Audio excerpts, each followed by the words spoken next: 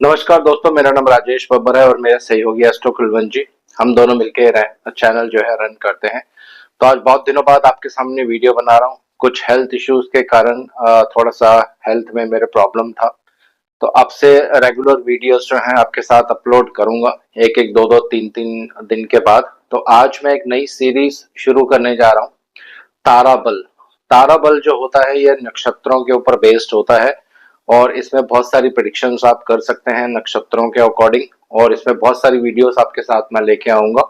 और आज जो वीडियो है ये जन्म नक्षत्र के ऊपर आज मैं बनाने वाला हूँ, इसके बारे में कुछ इन्फॉर्मेशन आपको दूंगा।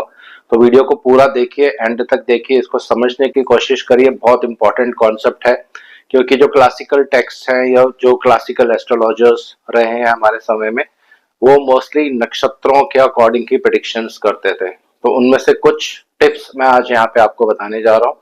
तो आइए वीडियो आरंभ करते हैं और भगवान गणेश जी से आराधना करूंगा, शनिदेव से आराधना करूंगा, सबके घर में सुख और शांति बनाए रखें। हमारे चैनल को सब्सक्राइब जरूर करें और अगर आप प्राइवेट कंसल्टेशन करना चाहते हैं तो हमें व्हाट्सएप कर सकते हैं दिए हुए नंबर्स पर। तो आइए वीडियो आरंभ करते हैं।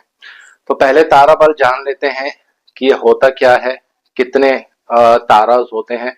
ये एक बहुत सिंपल सा नियम है, बहुत से लोगों को पता भी होगा और इस पे पहले भी मेरी बहुत सारी वीडियोस हैं, आप पुराने चैनल पर जाके मेरे देख सकते हैं। तो तारा जो होते हैं ये 9 तरह के होते हैं, जिसमें जन्म नक्षत्र सबसे पहला तारा होता है। उसके बाद संपत तारा आता है, उसके बाद विपत तारा आता है, क्षेमा तारा आता है, प्रत्यारी तारा होता है, साधक तारा होता है, बद्ध तारा होता है, मित्र तारा होता है, अति मित्र तारा होता है। तो इस तरह से तारा की क्लासिफिकेशन होती है। तो एक एक करके मैं आपको एक्सप्लेन करूंगा, डिटेल्स में एक्सप्लेन करूंगा और बहुत सारी नई टेक्निक्स भी आपके साथ में शेयर करूंगा। तो आज बात करने जा रहा हूं जन्म नक्षत्र तारा के बारे में। तो जन्म नक्षत्र कैसे देखा जाता है, इसमें क्या करना है आपको, अपनी कुंडली ओपन करके देखिए। चंद्रमा जिस भी नक्षत्र में होंगे वो बन जाते हैं आपके जन्म नक्षत्र के। चंद्रमा जिस भी नक्षत्र में होंगे वो बन जाएंगे आपके जन्म नक्षत्र। तो उदाहरण के लिए किसी का एक एग्जाम्पल चार्ट यहाँ पे लेते हैं। किसी की कुंडली में चंद्रमा उदाहरण के लिए धनिष्ठा नक्षत्र में है, तो धनिष्ठा नक्षत्र के जो स्वामी होंगे वो बन जाएंगे मंगल देव। तो मंगल देव जो है आपके जन्म नक्षत्र के स्वामी बन जाएंगे, मार्स यानी मंगल देव। अब यहाँ पे आपको क्या करना है, सेकेंड स्टेप में जन्म नक्षत्र के जो स्वामी होते हैं ये बहुत ही महत्वपूर्ण माने जाते हैं आपकी कुंडली के अनुसार। तो पहला नियम क्या है, अगर जन्म नक्षत्र के स्वामी पर, यानी उदाहरण जो मैंने लिया है, अगर आपके चंद्रमा धनिष्ठा नक्षत्र में है उसके स्वामी मंगल देव बनेंगे। अगर मंगल देव पर लगन कुंडली में बहुत ज्यादा मेलेफिक प्रभाव होगा तो आपको हेल्थ इश्यूज लाइफ में फेस करने पड़ेंगे, प्रॉब्लम्स बहुत ज्यादा आपको लाइफ में फेस करनी पड़ेंगी। लेकिन यही जन्म नक्षत्र अगर शुभ ग्रहों के द्वारा दृष्ट होगा, शुभ भावों में बैठे होंगे, तो आपको राजयोग की तरह ये रिजल्ट देंगे। लेकिन रिजल्ट देने का एक समय होता है, जब दशा चलेगी या जो ग्रह इन पर दृष्टि डालेंगे उसकी दशा चलेगी, या जन्म नक्षत्र जिस राशि में बैठा होगा उस राशि के स्वामी की दशा चलेगी, उस पीरियड में आपको एक अच्छे परिणाम देखने को मिलते हैं। लेकिन इसमें कंडीशन ये होती है कि शुभ प्रभाव होना चाहिए।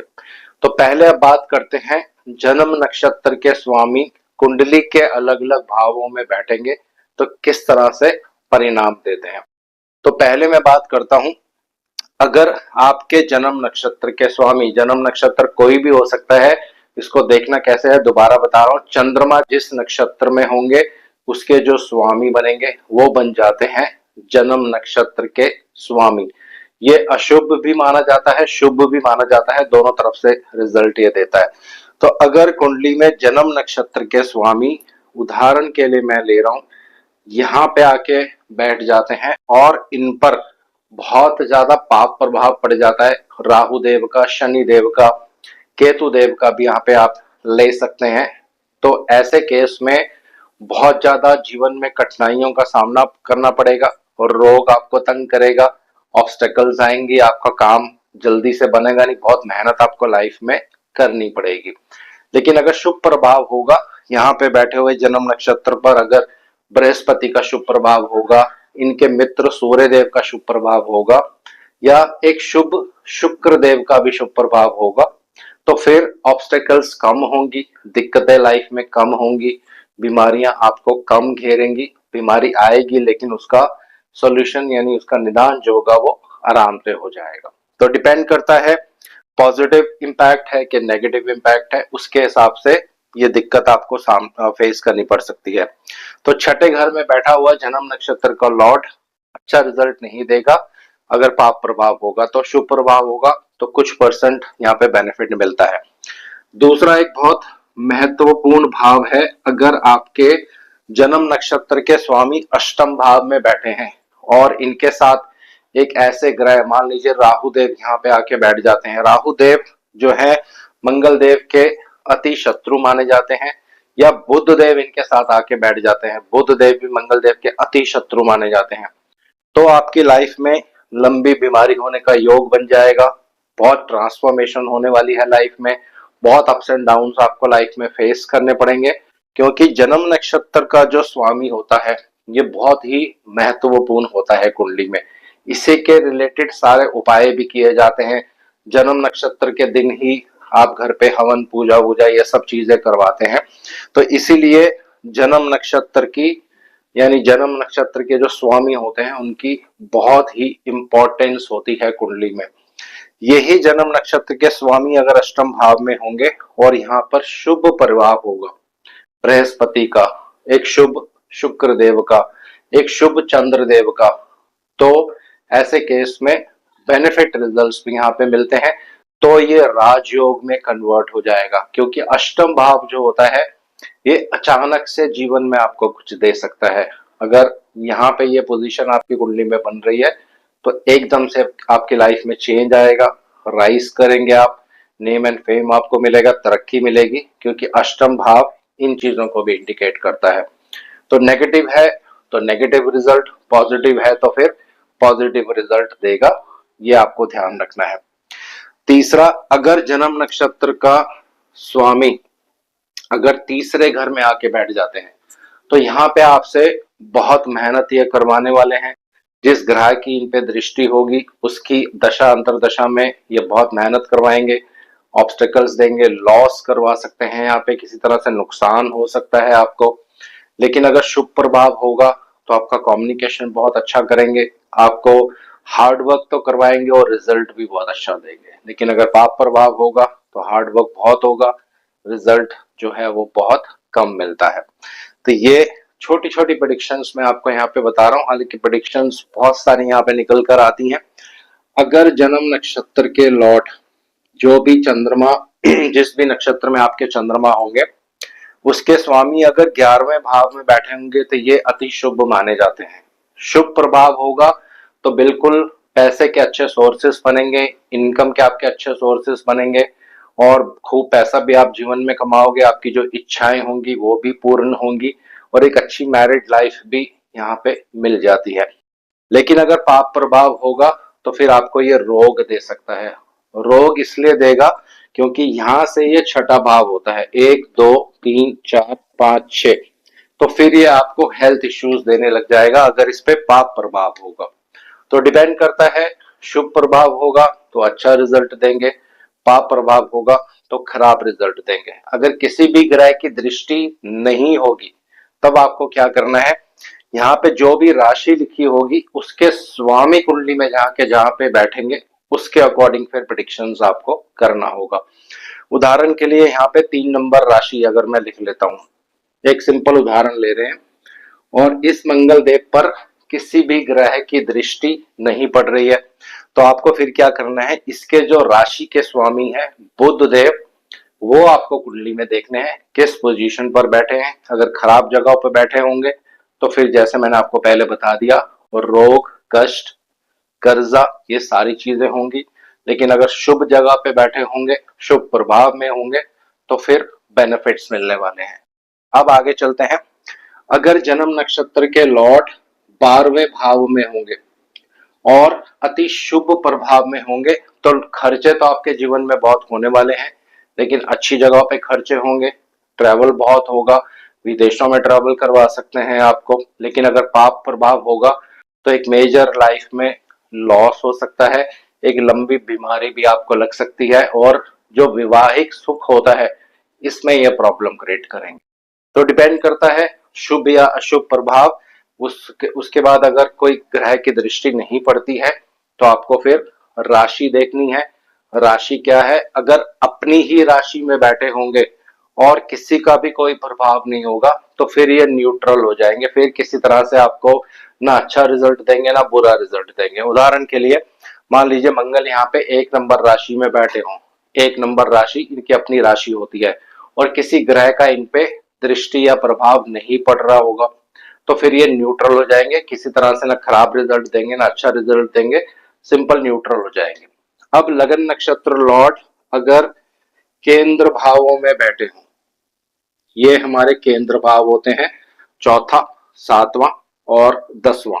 यहाँ पे बैठे हुए लगन नक्षत्र लॉर्ड, और यहाँ पे बैठे हुए जन्म नक्षत्र लॉर्ड, सॉरी लगन नक्षत्र लॉर्ड नहीं, बहुत अच्छा आपको रिजल्ट देंगे।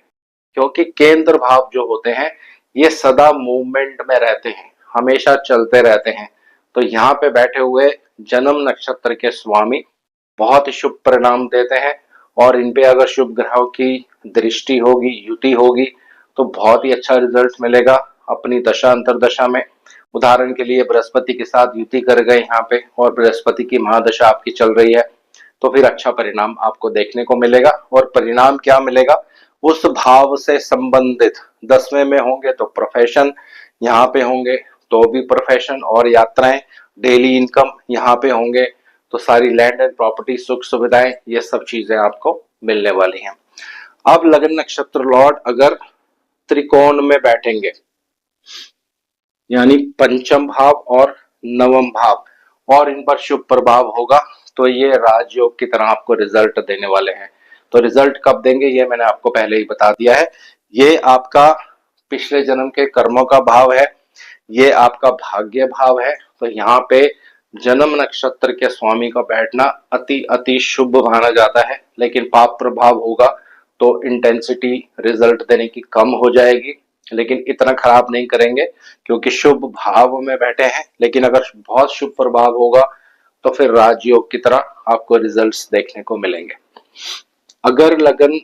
अगर चंद्रमा का नक्षत्र लॉर्ड यानी आपके जो जन्म नक्षत्र हैं वो दूसरे भाव में बैठेंगे, यहाँ पे अति शुभ रिजल्ट देंगे, पैसा देंगे, फैमिली में सारी सुख सुविधाएं देंगे।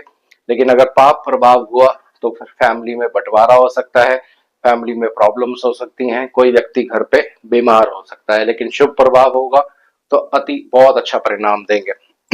अब अगर लगन नक्षत्र लॉर्ड सॉरी जन्म नक्षत्र के स्वामी अगर लगन में ही बैठ जाएंगे तो ये बहुत ही अच्छा परिणाम देंगे।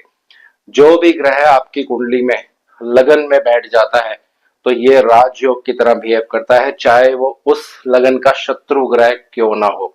तो यहाँ पे बैठे हुए जन्म नक्षत्र के स्वामी अति शुभ रिजल्ट देते हैं, और इन पे जिस भी ग्रह की दृष्टि होगी उस ग्रह की दशा अंतरदशा में अच्छा रिजल्ट देंगे। अगर कोई दृष्टि नहीं दे रहा होगा तो जिस राशि में होंगे उस राशि के अकॉर्डिंग अच्छा रिजल्ट देंगे। अगर अपने ही घर पे बैठे होंगे, उदाहरण के लिए यहाँ पे मेष राशि लिख देते हैं, तो मेष राशि में बैठे हैं, किसी की दृष्टि नहीं पड़ रही है और इनके साइन के लॉर्ड ये खुद ही हैं, तो फिर जब शुभ गोचर का प्रभाव पड़ेगा इन पर तो फिर बहुत अच्छा परिणाम आपको देखने को मिलेगा। लेकिन यहाँ बैठे हुए बहुत ही शुभ रिजल्ट देते हैं, बस इन पर पाप प्रभाव नहीं होना चाहिए। अगर पाप प्रभाव पड़ेगा तो फिर ये हेल्थ इश्यूज आपको दे सकते हैं दोस्तों। लेकिन अगर शुभ प्रभाव होगा तो जैसे मैंने आपको पहले बता दिया है। तो ये तो हो गया जन्म नक्षत्र के बारे में कुछ बेसिक जानकारी। अब ये भी हो सकता है कि आपके जन्म नक्षत्र के स्वामी 2 ग्रहों के साथ युति कर रहे हो, केंद्र में बैठे हो, त्रिकोण में बैठे हो, छठे भाव में हो, अष्टम भाव में हो, तो ग्रहों के शुभ और अशुभ प्रभाव जितने इन पर पड़ेंगे उसके अकॉर्डिंग ये रिजल्ट देंगे। जहां पे ये बैठेंगे अगर पाप प्रभाव में होंगे तो वो भाव थोड़ा सा नेगेटिव हो जाएगा, उस भाव के कारकत्व प्लस उस भाव के जो रिश्तेदार होंगे उनसे थोड़ा सा प्रॉब्लम जो है आपको रह सकता है। तो जन्म नक्षत्र के बारे में ये पूरा टॉपिक जो है यहाँ पे मैंने कवर कर दिया है। अब सेकंड पार्ट जो मैं इसका बनाऊंगा उसमें मैं आपको बताऊंगा संपत नक्षत्र किस तरह से रिजल्ट देता है, कैसे आपको कुंडली में उसको एनालाइज करना है और क्या उसके साथ और चीजें आप देख सकते हैं। तो आज इस वीडियो को यहीं विराम दे रहा हूँ। आशा करता हूँ सब कुशल मंगल होंगे। हमारे चैनल को सब्सक्राइब जरूर करिए। जय श्री राम, जय शनिदेव।